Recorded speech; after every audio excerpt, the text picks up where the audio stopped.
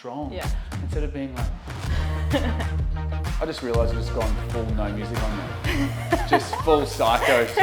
What's up guys, this is Bree. Hello. The lovely Bree. We're gonna take you through a full body workout. It's gonna be about 45 minutes. We're gonna hit glutes, a bit of quads, hamstrings, core, upper body, shoulders, everything. We're gonna hit the full body in 45 minutes. It's gonna be a simple workout, but it's not gonna be easy. No, let's go. I want to do body weight Bulgarians to start with, and because the reason why we're doing this is we're working on getting a stretch through that back leg and a stretch through here, and I just want to look at placement for your Bulgarians. Yeah. Body weight, get of a stretch. Let's just do 8 to 10 each side, and just open up through the hips, the hip flexors, the quads. Awesome. I want you to just drop your ribs down a little bit like that. Yep. So instead of leaning forward, it's actually about compressing the ribs down a little bit like that. Now just hold that position a little bit while you go, and then go down, yep. Good stuff.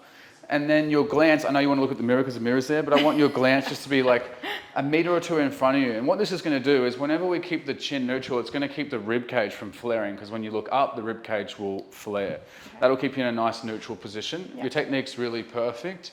Just go up and down smooth. Do 8 to 10 each side. Doesn't matter if they're not the exact same reps, we're just warming up. And then I'll actually have a superset ready for you straight after that, which will be some bodyweight rows. So I'll just move this. Hopefully it doesn't get in the way of Jaden's stuff. I think that was 8. Yeah, it doesn't matter. Your body doesn't. People are like, let me just bring this bench so it's straight for you. People are very obsessed with reps, and of course when you're lifting heavy you want to try and count, but when you're warming up, your body doesn't know you did 11 on one side and 9 on the other side. Like, you're not going to like have one glute that's bigger. I know people that are OCD are like, oh my God. But I had to let go of that eventually, and I realized it doesn't really make that much of a difference. Bulgarians kill me. Yeah, you're gonna, even though we're not going heavy today, it's still gonna be challenging. I'm already sore. That's good. Did you train yesterday? No. Good. I just ran yesterday. Still running still makes your legs sore. Yeah. Running's become a bit of a trend at the moment. It's such a fad at the moment. Yeah. Everyone's got like run club. Yeah, it's a bit of a cult. It is a cult. Okay, we're gonna take about 30 seconds. Just breathe, get your oxygen, blood flow, just really nice and relaxed again. One reason why I don't like doing anything too high intensity, like supersetting things fast, like in class, is because when you superset things and when you're fatigued, you make errors and mistakes. Yeah. And if you want to work on cardio, you run or you do your cardio. If you want to do weights, you take your time and do them properly, because you don't want to end up with an injury. Because if you get an injury, the person who did less than you but more consistently is always going to have a better physique long term. Like, I've had a lot of injuries. I snapped this bicep, this knee's bunged from doing crazy shit. So once we've rested a little bit, this is not right in the middle. I will bring it to the middle, so that's a bit easier. But you're going to basically have your hands neutral on this. I'll put these nice and straight. And then you're just going to walk yourself down. Once you get down here, I actually want you to drop your bum back and keep a bit more of an angle like this. If you're a little bit shorter, you can just come down a little bit more, but bum back. Because if you lift your hips and pull, it's going right into the upper back and traps. What you want to do is emulate a bit more of a pull-up by pushing your hips down and keeping a seated position. Okay. This is going to emulate more of a pull-up, and it's going to focus more on your lats. Cool. Thank you. Sorry. That's all right. I'll put this just up here for you. Am I good? Yep, go. Bring your feet in more. That's it. Perfect. Good stuff. Think about your elbows pulling to the floor. Awesome. So with this version, you'll feel your lats right in here. You can feel that? Yeah. Now, if you bring your elbows out wide, so pull and bring them out like that, you're going to feel a bit more of your rear traps and your upper back. Yeah. Do a few like that. So what I like to educate people on when I train them is, let's know that different elbow position can really hit different portions of the back. Awesome, rest. See. You'll find, rest, that's it. You'll find that when the elbows go high, it's probably harder. It is harder. Your lats in your back are big muscle groups. Yeah. And they're much stronger than your middle and upper rhomboids. Your traps are quite strong as well, but what I find with the female is you don't want to have like really muscular traps. No. And I find that as girls age, because they're like either holding a kid or they're like kind of, their posture starts to get ruined because office jobs, admin, driving, and guys get it too, but guys can have overactive traps, and they're just like, oh, I look like a masculine man, even though the posture's not very good. Yeah. But if a female starts getting this, it's not very nice looking. Now, if a client says, I just want jack traps, okay, cool. We'll do all the trap stuff. It's easy. Like, it's easy to grow traps. So I really try to teach correct posture when training.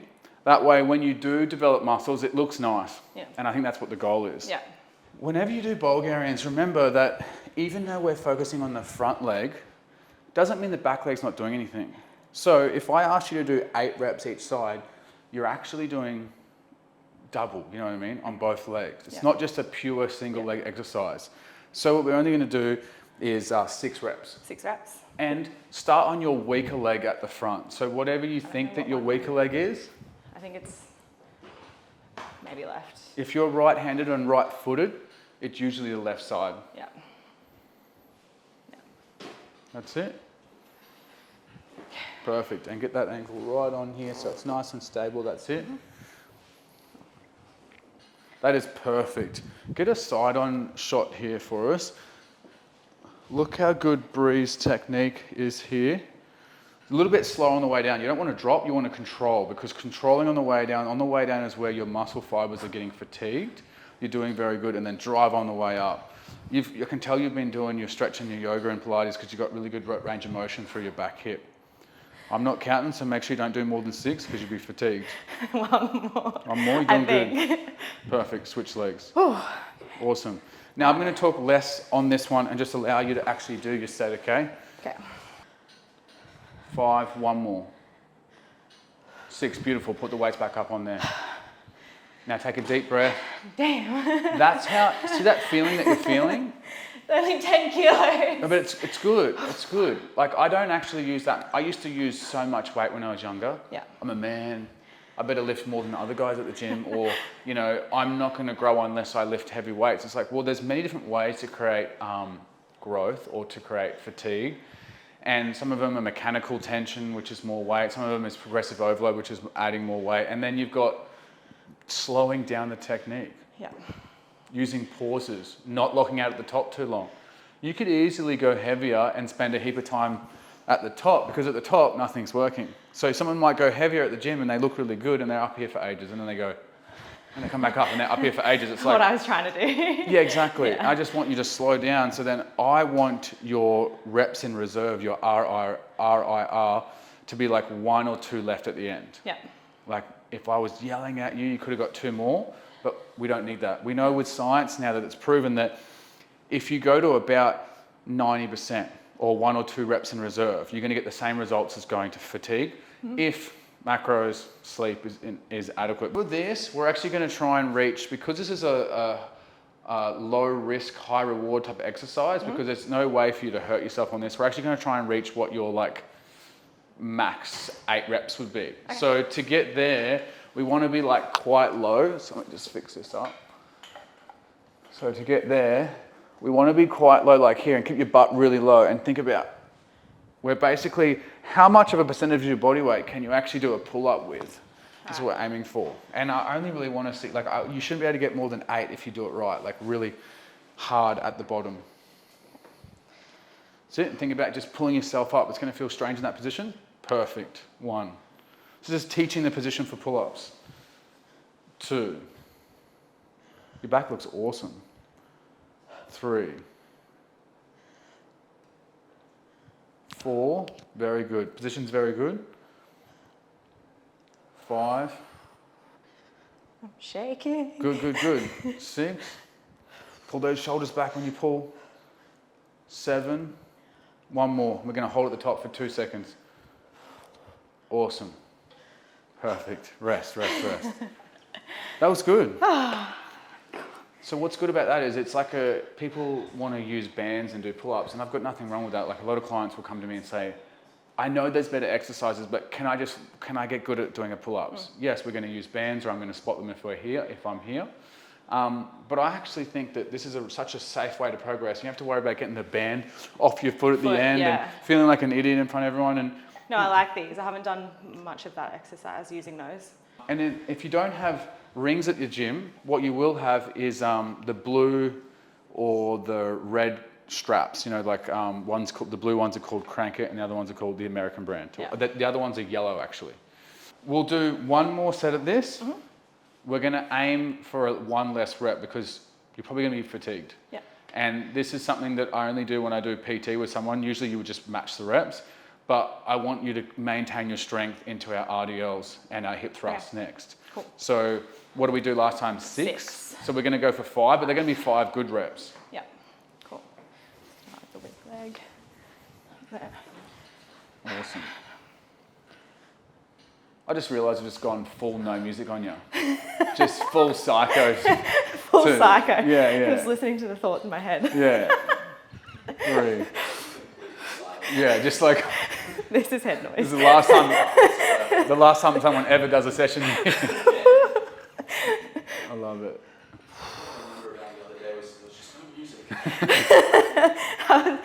Oh, that's the thing, there it is. Awesome, put them back a bit further. That's good. 1, you're doing very well. 2, 3, good position.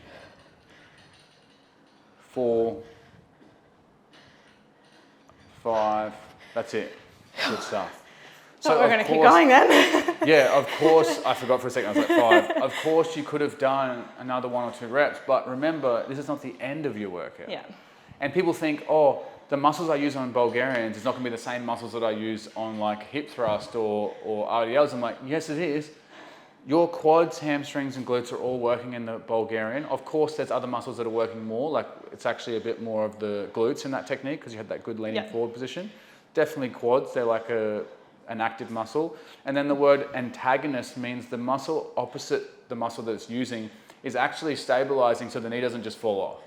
Like so that's behind, so when you say that, is that? Antagonist muscle of the quad would be the hamstring. Because what's happening is, even if I'm doing a leg extensions on the machine, people think there's 0 hamstrings involved. Of course, it's not going to grow the hamstrings, but the hamstrings are active to stop you from just snapping your leg off. Because your quads are forcing your leg to go this way, but your hamstrings have to contralaterally engage to stop. Well, no, to stop your leg from fucking going this way, you know what I mean? Like coming off. So people are always like, do this and you'll be able to isolate this. And like, yes, I get it.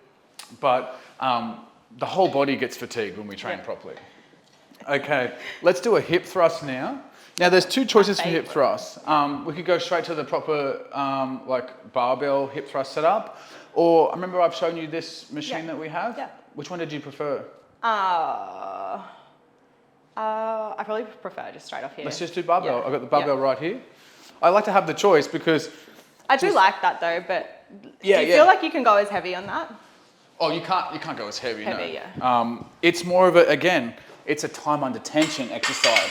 It's not really using weight to challenge you. It's the tension's always constant and we slow the rep down and I make you do a lot of the holds. Yeah. Because the opposite of doing a Bulgarian, you know how the Bulgarian's hard here. Yeah. And easy here. The hip thrust is the opposite. The hip thrust is actually hard here and easy here because gravity, because you're laying down. So people forget that. Actually, that's nicer for the bruises, less bruises. We'll go 20s and we'll just do low reps. Yeah.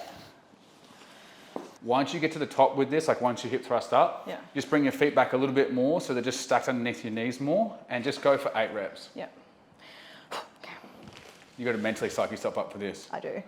Trying to push the bar too far forward, just keep it on your hips, that's it. 2, 3, keep the core engaged on the way down. That's better. 4, 5, very good. 6, 2 more. 7, 1 more. Hold, 3, 2, 1, down, rest. That was really good. When I say keep your core engaged, it's because about four or so years ago, like when I first started working at World Gym Fitness Cartel, I was watching some guy and I thought because he had a lot of followers that he knew exactly what he was talking about, and I learned some stuff from him, but he does a lot of this like letting his clients like arch their back heaps and let their ribs flare. And then you actually look at the science and you're like, well, we're not training our lower back here. We're trying to train a hip hinge. So that's why when you keep your core locked in, you can use the glutes more. More, yeah. Okay. Just rest. You might want to actually roll that forward because we're going to superset that with an upper body exercise. Cool. I like, when I say superset, we're just going to do an upper body exercise after some rest. I like doing it this way if I'm training a client full body for an hour, if they're doing one-on-one PT here. Yeah. If we're at a busy gym, you don't have this exact option because you don't want to be like, hey, put your... like, oh, just no one take my station for a second. Put your towel on this, put your towel on this. Let's warm up your upper body first before we use dumbbells with P-bar. I love P-bar. It's like such a good movement for no matter male, female. Just such a good movement to stay on your knees here and just stretch at your shoulders and get a deep position here without going so deep that your shoulders are rolling forward. Keep your shoulders tight back. Yeah. So everyone thinks when you're doing push-ups that it's just your chest and your triceps and your upper body. But again, the antagonist muscles are the ones behind my chest, which is my back. They have to be engaged to stop the shoulders from going like that. Yeah. So you engage your back to get a full stretch and going up and down like this. Yeah. Your hands and your wrists should be, don't let your wrist get too like that. You want to keep them quite straight. Wrists. That's right. Well, you've got to train the positions to get stronger at them. Because I don't train upper body. So what you want to do is just accentuate a little bit more like that. Okay. It will turn in a little bit, but if you start really shit, what's going to happen is you're just going to bang these up. So just try to keep them a bit straighter. Good stuff. That's perfect. And at the top, we actually want to do more at the top, so really like push, open this up like that. Good. Okay, your elbows were way too close. Are they? Okay. Allow your chest to do a little bit more by letting the elbows sit a bit wider. Okay. So let me come back up again. Come down slower and let your elbows sit out a bit more, like that. Yeah. And that time your elbows didn't click and like get crunchy as much. That's good. You'll feel weaker there because you're probably more tricep dominant with when you do exercises, which is fine. 2 more. That's better. Awesome. So what we did then is we got a position that wasn't, because your elbows were like coming really in. I was focused. I was trying keep the to shoulders focus back. on my shoulders back. Yeah. There's such a thing as like, and I had to get caught out doing this and I could remind myself it's like overcoaching, where certain personality of people need it, and then certain people, probably like more than half of the population, they just need it like clear, concise, and then letting them find what works for them and then making adjustments on it. Yeah. That's why like I don't like to, what you'll find is I try to actually do the exercise myself in front of a client.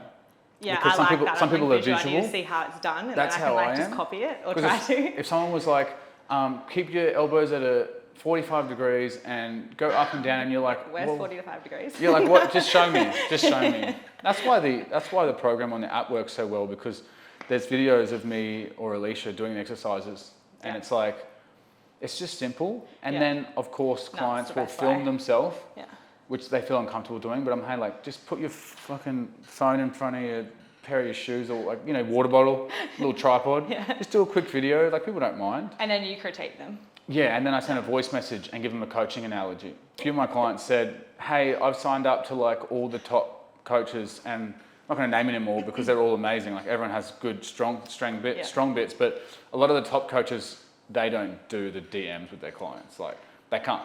Like they're like buying houses and millionaires and shit. Like they're just like, they'll have like a team of people, which of course one day I'll probably have to get to that, but hopefully my team is good enough that I teach them the way that I know. But these girls were saying to me, hey, like I sign up to XYZ, like the 5 best coaches in Australia or America or whatever. And they're like, not once did I get I can't send my videos in of getting technique I've heard critique. a lot of this as well. Like you sign up to them through the like sponsored ads and whatnot that they do. And then that's it. And they don't even hear from them. And then you might get like Bob from support. They kept saying to me, you're only charging $50 a week for personalized meal plan coaching with one-on-one time with you. Okay, let's go. You'll get mentally, like hip thrusts are very mental. Like I've always got to like, okay. Let's go. 1, good position. 2, I love that your feet are stacked directly below your knees. 3, abs are engaged. 4, 5, 6, 7. On your last one, you're going to hold for 5 seconds. 1, 2, 3, 4, 5, amazing. What you felt just then was showing you that the top of the hip thrust, it's more important to do that than just to add more weight. Yeah. Like, feel your glutes getting so contracted and flushing with so much blood that you're forcing them to fucking grow. Yeah. Anyone can go heavier and swing the bar and just let it on the floor. And yes, it's going to progress you in some way. Like, if you're getting stronger and you're eating more, you are going to progress. But I've found with over 11 to 12 years now of training females to help them grow, especially glutes, because they're all obsessed with glutes. It's the biggest muscle. Doing the type of training we're doing today where you're focused, you're understanding, okay, I'm targeting a certain area. I'm not just like throwing weight around for no reason. And I learned this from when I did my bodybuilding competitions in WBFF and went over to America and competed and stuff. There was guys that were way stronger than me. Yeah. There was guys that had better genetics, that were bigger, that were taking more steroids, this and that or whatever. But I had my mum when I was like 15 years old teaching me how to do the techniques and being like, hey. Did she really? Because she was a bodybuilder when she was younger. When I was like 6 or 7, she was competed and she came like top 3 in Queensland, and like one of the other girls had like facial hair because she was taking shit like that she was competing against. It was funny as like she was telling me, but she taught me like mind muscle connection. Like she was like, this is important. Yeah. If of course. I actually only learned about like the mind muscle connection in the past couple of years, a few years maybe. Yeah, it makes a difference. But it does make such a difference. Of course, if I was doing mind muscle connection with these, just like, oh, I can really, oh, of course people can say, oh, well, you need to go, you know, you meant to like 2 kilos. So that's a good analogy. Like, mind muscle connection has its value, but you want to use it with the appropriate weight. Like, I think everyone on 2 kilo weight. Everyone like, well, you know what's crazy about this? When I did my bicep tendon and I was coming out of rehab for 3 months, I could only do that. So I was strong in this top position, but because the tendon, when it was reattached, still now it's like really weak in this length position because they shortened the tendon to reattach the bicep. So I never had these when I built the gym. I bought these from Rebel because I was like, my rehab guy was like, oh, you need to use like 2s. And I'm like, what? We're going to push them out of the way. I'm actually going to go to dumbbell press now. Just in case you go to a gym and they don't have P-bars. Yes, you can use kettlebells, but I like to coach something that you might want to do more often. And that's flat dumbbell press. Now, do you want to stick to 5s or do you want to try 10s and I can spot you? Let's try 10s. Yeah. And then if not, I'll just... With your technique here, you're going to be down this end. Put the weights on your knees. And then as you come back, let them fall into this position. Yeah. Yeah. So here, yeah. You just let them fall into this position here. And then your elbows are going to be this angle. And I'm going to spot you. I'm going to spot you from your wrists, not your elbows. Because when people spot people from the elbows, sometimes they push the elbows and it knocks the weight forward. Okay. Thank you. Oh, I don't know if I'll be able to do this. Let's try. Give it a go. I'll be able to just grab them straight off you. So it's like, that's it. Elbows out wider. A bit more wider. That's it, press. 1, that's good. Put your feet on the ground and push hard into the ground with your feet. Arch your back. You'll be stronger that way. 2, a bit of more of an angle like that. There we go. 3, very good. Bit deeper. 4, 5, 1 more. 6, good. That's it. Good stuff. See, if you're by yourself, you probably wouldn't have done that way. Probably not. Because you would have been like a little bit intimidated and you didn't want to like, you know, hurt yourself in front of people, which is completely normal. You can still get results from doing the 5s. The reason why I went the 10s is because I'm here. Why not use use like the challenge or whatever. You've done 2 sets of hip thrusts now. Yep. With my new program that we did Booty by Jacks 2.0 November, December to launch at the start of the year. And what we did is we made a big change on the set structure. So most programs come with 4 sets, you know, 7 or 8 exercises. It's a very long 2-hour kind of training. And they go, okay, if you train like this, you'll grow. And yeah, you will, because you'll be fucking fatigued. You'll be fucked by then. You'll be late for work. You'll be fucked. You'll be like, people will be like, how fucking obsessive. If I'm training for 2 hours. So what I did is like, I realized that just because online coaches and influencers can train for 2 hours because that's their job, doesn't mean their clients can do that. Yeah. So I made a change and I started going in the gym with Alicia and training her and then letting her train by herself. And I tried different programs. And one program we tried, which Alicia had amazing results, and she loved doing it because it was 45 minutes to an hour. We got rid of the 4 sets and we actually just moved to 3 sets. But it's not even 3 working sets. The first set is just to pick the weight that you're not sure about. Go really light and go, okay, I'm pretty comfortable, I'm warmed up. Only 2 working sets. Yeah, okay. So you're in and out, like you do, and we're not doing 12 exercises for glutes. Like 4 or 5 tops. Yeah. 3 or 4 for chest and chest and triceps, 2 for back, 1 for shoulders. And how long do you think that takes? 50 minutes? 45 minutes, 50 minutes. And then we got 5 or 10 minutes on the Stairmaster as a cardio, depending on if their goal is more fat loss or maintenance or whatever. Yeah. And holy shit, like it's so simple and it makes sense, but if you tell that to a bodybuilder or someone competing, they're like, no, it's not enough. It's like, well, I'm not training bodybuilders or advanced athletes. Depends on what result you want, I guess. Most clients are more beginner than you. And if it's challenging for you or challenging even for Alicia, and she's been training on and off with me for 10 years, if it works for her, it's going to work for people, the beginners. So we've had amazing transformations. And more importantly, the people who have talked to us, like the girls are just reaching out every week saying like, oh my God, like I've been doing it this long, 1.5 hour programs from these like elite online coaches because it works for them, but it's not really working for me. Like it's too long. Yeah. The mums love it too. It's really good. And then they probably like don't even go because they don't have the time. But whereas if they know it's only like 45 minutes, there's really no. That's Alicia. Like if I'm in the gym for more than an hour, she starts literally losing it. Like her brain and her, she's just like, I'm done here. I'm tapped out. That's me. Yeah, like we've done like, because I used to do like bodybuilding training with her, just like, because I was like 7 years ago doing bodybuilding training. I was like doing what the bros were doing and everyone all the steroids and stuff. Because they can train for 2 hours, they've got nothing else to do. Yeah. They've got their fucking 6-litre water bottle, their fucking camping chair and shit. They're there for the day. But I just learned through her, like she is the hardest client I've ever had, but she teaches me how to make our programs and our systems better. Yeah. RDLs, I think you're stronger with RDLs. Like I think you could probably start with 15s. Yeah, I reckon RDLs. And do 8 reps. Yep. And I just want to see how you're doing the technique, and then I'll make small adjustments on it. Yeah. Just come over to here. So just normal RDLs? Just face that way. Yeah, just normal RDLs. So just basically. Yeah.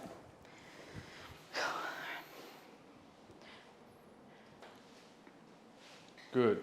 It's a little bit too low for you. You're going into low back. I know you and your sister have got really good flexibility, but I just have to correct her. You've said that to me before, actually. Yeah, I should have remembered. Because again, are we doing these RDLs for your glutes or your back? Glutes. So let's work the glutes. Let's stay in the range where the glutes can actually control the weight. Because going lower is great, but when I get you to do these with 25s, not so good. I'm shaking. That's good. Let your knees bend a little bit more on the way down and transfer your weight into the mid-foot a bit more, because I know everyone coaches heels. It's wrong. I do, yeah. Middle of the foot. Middle of the foot. So an even amount, when I say middle, that's better. You feel your glutes more? Yeah. An even amount between your toes and the heels. Ooh. Rest. Put up on the bench. That's enough. That's enough. So I really want to talk about this on the video. Yeah. I haven't addressed the camera once, but this is really important. Every coach says weight on the heels for RDLs. I've always done it like that. Because everyone's telling you. Yeah. Every class you've done, F45, pit stop, whatever. And there's nothing against them. When I got taught my personal training course, that was just kind of like the unwritten law. Mm-hmm. And it's like, okay, if we transfer our weight to the heels, it'll make them hit what? Glutes more. It'll make them like position their hips more. What it's actually doing is, you can't do anything like this. This just tightens your hamstrings. Yeah. What we want to do is, if I was barefoot, we want the arch in the foot to be there, which is slightly rotating the knee out a little bit, but not pushing it out, but just having it out a little bit. Like you're trying to break paper. There's a piece of paper on the floor, you're trying to break it open softly like that. You're getting a bit of spring load into the hips. And then if all my weight's in my heels, I'm going to tighten the fuck out of my hamstrings, and then my lower back's going to have to do a heap of the stuff. So what we want to do is transfer the weight in the middle of the feet, so 50% in the toes, 50% in the heels, and then claw the floor. And then you're going to allow your hips to actually do what they're meant to do. Yeah. Because when athletes are jumping, which is using their glutes, they're not jumping from their heels like this, you know what I mean? It doesn't make any sense. You're jumping through like your whole foot, you know what I mean? Even if you're not jumping through your toes, you're better off jumping like that, not like this. Yeah. No, that makes sense. And it's something that people are just trusting that everyone got it right for the last 20 years. But sometimes you have to question things, especially if it makes it, like, if it feels tight and it feels uncomfortable. Question, no matter how even me, like question what I'm teaching you, because there's always going to be a slight version that's perfect for you. Yeah. And that's what's really important. Yeah. I like to do a bit of shoulders in between here because we've done back, we've done chest, we've done 3 different glute exercises. We're on our 3rd. So shoulders, pretty simple. Most people don't get their hand overhead throughout the day. When do we do this throughout the day, really? I don't. So that's why we're like, I'm really tight right now. Yeah. So for me, I've got to hang from something, I've got to press something overhead. I really like doing a overhead press where you're actually down here like this. And just remember that if you've got your right foot forward first, that your next set, you're just going to switch your leg. Yeah, okay. But it's not going to make a huge difference. But see how, and my shoulder's cracking, but that's fine. Yeah, I was going to say, is that your shoulder There's nothing wrong with that. It'll just warm up. There's nothing wrong with that. If there's no pain, there's cracking, it's fine. So I'm not bringing my elbows out really wide like this, and I'm not bringing them all the way forward. Forward's going to be really challenging. And here's going to be easier, but you want to actually incorporate the tricep and the elbow in that slight front position. Yeah. And then you want to actually engage your core and squeeze your glutes a little bit and press biceps to ears. So we're getting full range. Cool.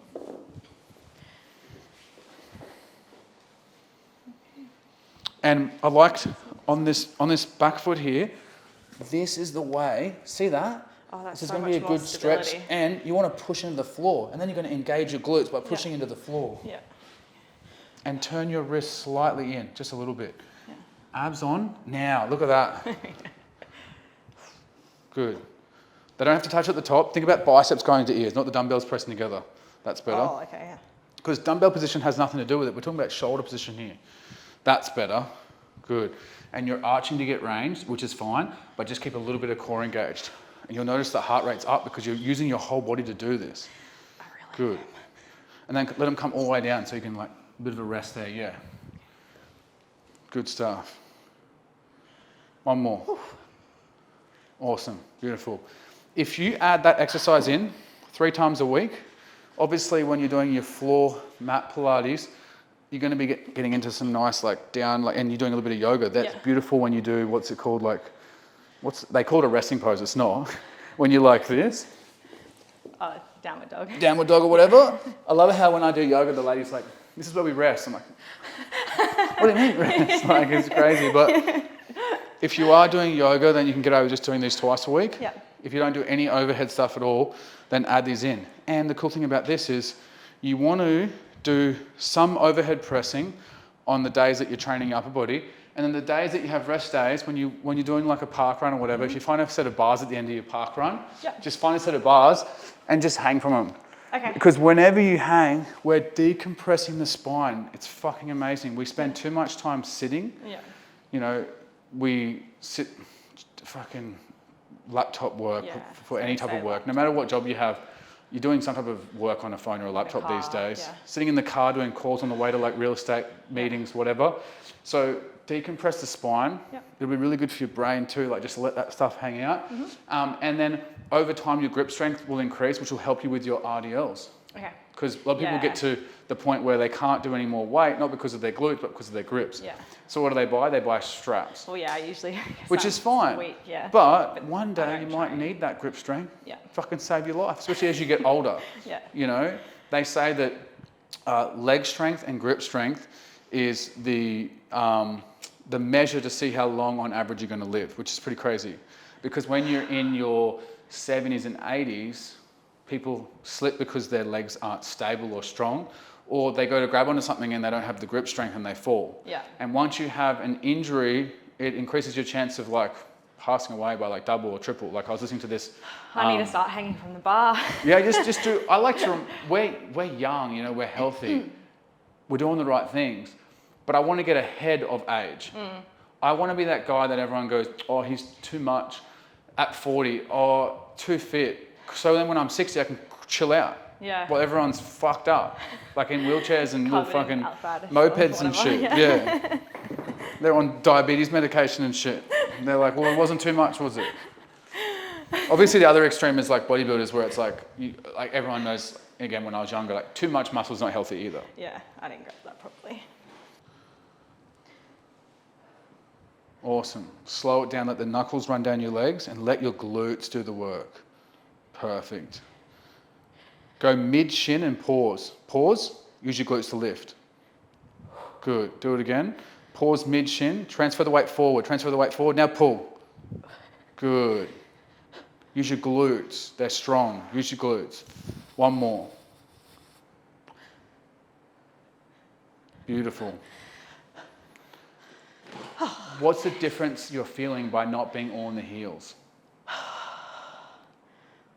I can feel it more in my glutes for sure. Because you're using your glutes more. Yeah. When your weight's in your heels, you're doing and then my legs are shaking. Yeah. And your quads, even though RDLs is for glutes and hamstrings, your quads allow the hamstring and glutes to be stronger by putting them in a position where they're stable. If I'm all in my heels and I'm hyperextending my leg like this, my quad is not stable. If I have a slight bend in my knee and my weight's transferred into the middle of my foot, now I'm able to actually put my glute and my hamstring in a position where it's fucking strong. Yeah. Instead of being like this, like you're falling backwards. I see people doing the toe taps on their RDLs, like this. Yeah. And they're like, their face is like going like, I'm training so hard. I'm like, not all pain is needed for training. Like sometimes you want to put yourself in a position where it's like, let's make the muscles feel it, not just like the nerves and the tendons and stuff, like all the strain on them. Yeah. That's why I did a full 360. 4 or 5 years ago, I was like full functional guy. I was like dumbbells, barbells, fucking P-bars. I was doing handstands at the gym. I have juggling balls over there. I was juggling. I was like, I'm a fucking hybrid athlete. Everyone's trying to do it at the moment, like the hybrid athlete thing. Yeah. And I'm all for it. But the worst thing I ever did was thought that machines weren't functional.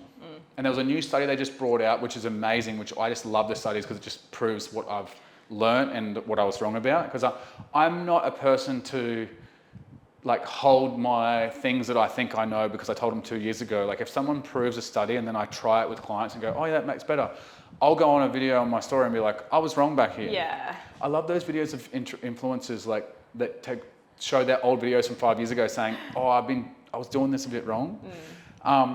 But like finding out that there's better ways to do things, it's okay to like relearn a position. Well, it's just progressing as well. Yeah, progressing.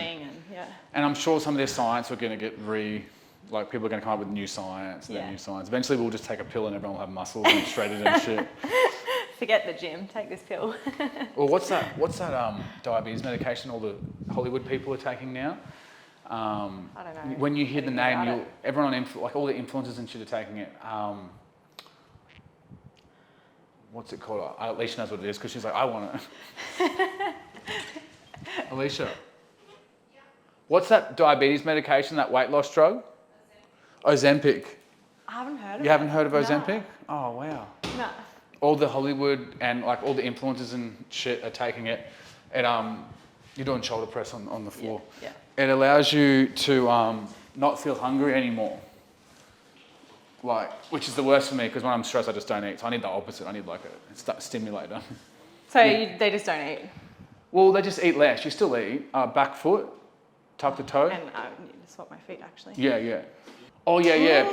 There's a guy that I got a friend with in Bali who's like an influencer guy. And he's like, he's on all the saucy stuff and he gets his fat taken out of his neck and he puts fat into his cheekbones to make and then takes the fat out of here so it's all more, shredded and shit. I'm like, I'm just trying to keep my fat on my face. Very good. It says 4% battery left, so I might go check. Perfect, that's all right. Very good set. You don't need to rotate the dumbbells in, you can keep that same position at the top. Okay. Oh, like that. That's it, yeah, keep that same position. Because that's a better position for your shoulders. Amazing, you're doing good. Good. Very good. So with your Pilates kind of stuff that you're doing, like, we'll do hip extension. Yeah. And we'll do core. Mm-hmm. I'm going to bring, there's 2 exercises. Oh, you do a fair bit of core with your Pilates, right? Yeah. Let's just do 2 exercises for core just to, round off the video for people that aren't doing all the Pilates and stuff. Yeah. And we'll do hip extension to start that. So there's a different, obviously, height for you versus me, but I'll just bring it up to give you the technique. This one's really good because it goes quite low for people that are shorter. And what you're going to find is this one is not the nicest hip extension machine. It's this really hard, firm pad on the quads. Yeah, so I think I've used it before here. Yeah. Yeah. So you want to try and create hip, and then we're going to spend a lot of time at the top here. So the glutes engaged and squeeze. Yep. And I want the core engaged. I used to coach, this is something that I'll actually go back in an old video of, I was coaching the Brett Contreras, like really rounded upper back. That's how yeah. Which is fine, but I found that people are over rounding it and they're just like taking out any of the rehab that could be good for the lower back. Like you do want to strengthen your back. That's what you told me last time I used this. You said don't round your back so And much. Maddie did it really well when she was here. She had a really good Maddie's position. Good, yeah. So I'm gonna keep it here and then I'm gonna squeeze the glutes here. I'll come it down. What you'll find is I'm not doing this though. I'm not doing this. You see there's people going like this. This is the way to do it. I coached it like that. I fucking coached it like that. And I fucking, you know why? Because I believed that whoever had the most following, they had to be right. Instead of question everything, I might have to go a little bit lower. Well, that might be good for you. That's good for you actually, yeah. So think about your hips really hinging and then engage your glutes to come up. Good, and you want to come up to like, so your back's still flat there, perfect. Yeah. That's a perfect amount of rounding where it's just a natural amount here. What you're not doing is rounding from the lower back. You don't need to do that, that's good. Good stuff. So squeeze at the top. And on the way down, you think about your hips opening. Good stuff, perfect. The hardest position on this is similar to a hip thrust, it's at the top, so we spend plenty of time at the top with the squeeze. I always get the biggest head spins from this. I wouldn't go as low as what you're going because your hips are going to stop about here anyway. So come down, slow. Keep going. Pause there, come back up. And just hold there for 5 seconds. 5, 4, 3, 2. Grab the handles and come off really slowly. That's one thing I learned when I was doing my handstand training. I did some courses on handstands and stuff like that. When you get upside down, the first few times, it feels very fucking strange. Yeah. And you get dizzy and stuff. And then you do it more often and go, oh, maybe I need to be doing this more often because they've proven that it's really good for your brain and stuff to actually get upside down sometimes in a safe way, like controlled. So I would start to do a lot of holds on the wall and just get upside down and work on my posture and just hold on the wall and then I'd come down slow. Yeah. Nothing too crazy. And then eventually you can just kick up onto the wall. Eventually I could just do it for 30 seconds on the spot. Like I was so proud of myself. I was just like, oh my God, I'm a gymnast. I'm a gymnast. Especially coming from a bodybuilder that couldn't even get his arms overhead. In between this, let's go over some core exercises because I'm sure you're like probably pretty good with this. I've been liking doing something where you're like this, you're holding yourself up and you're going like that. And if it hurts your lower back, you can do it with your knees bent like this. But we're keeping the static position with the core and we're using our hip flexors to create like, you know, make the exercise a little bit harder with the legs. Yep.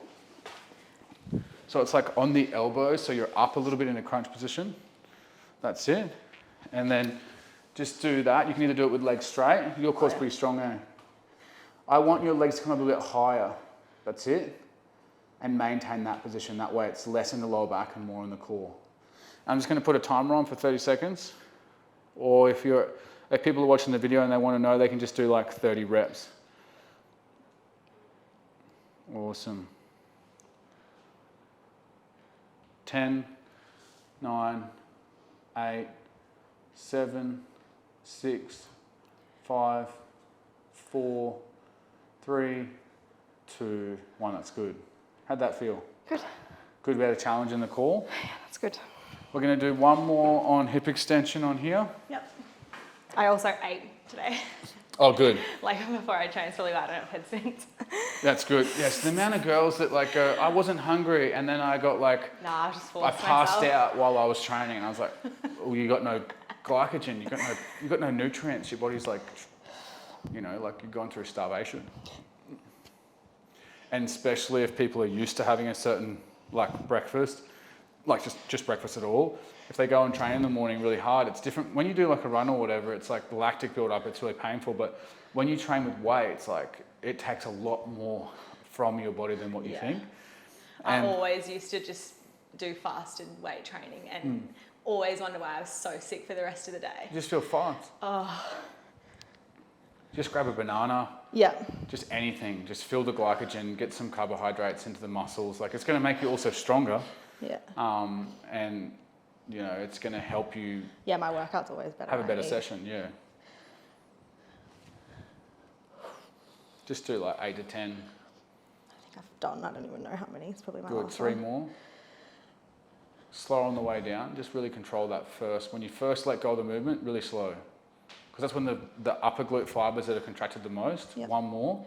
Really slow on the way down, really slow. Perfect, come back up. 5, 4, 3, 2, 1. Rest. Yo. Awesome. Okay. Straight into the floor exercise with the elbows. And then we're done. You survived. Just. Yeah. I want you to slow the kicks down. Yep. It's going to make it harder. And I'm going to count it.